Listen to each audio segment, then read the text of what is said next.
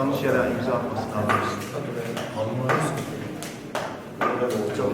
buraya bıraktık.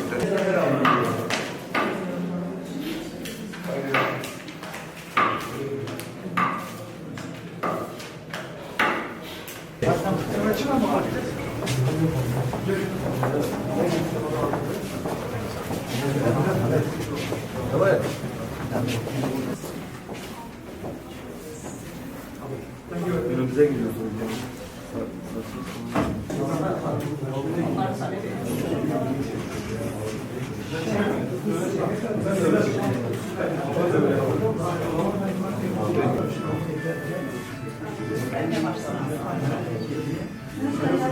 Bakalım.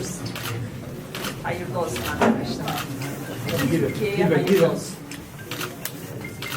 Çok teşekkür ederiz. Kolay gelsin.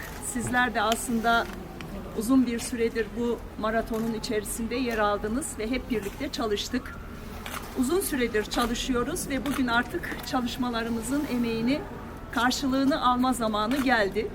Bugün Türkiye'nin her yerinde bütün insanlarımız oylarını kullanacaklar.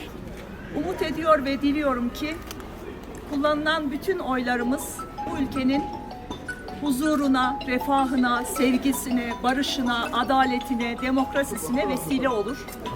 Bu ülke uzun bir süredir aslında çok büyük haksızlıkların ve hukuksuzlukların yaşandığı bir ülke haline geldi. Ancak bugün yapılan seçimlerle birlikte bir değişim ve dönüşümün artık kaçınılmaz olduğunu hepimiz bekliyoruz. Bütün Türkiye halkları bekliyor. 82 milyon insanın umudu var bugünkü seçimlerden.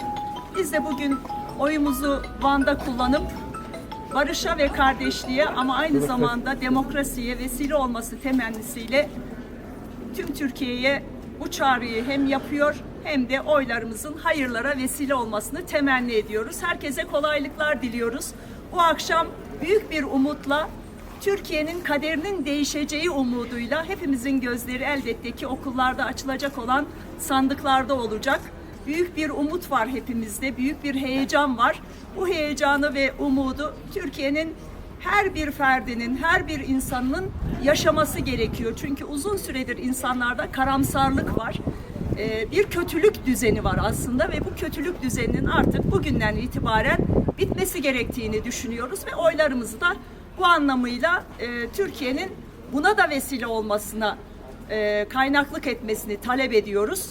Herkese başarılar diliyorum. Hepimizin yolu açık olsun diyorum. Mutlaka kazanacağımıza yürekten inanıyorum sevgili arkadaşlar.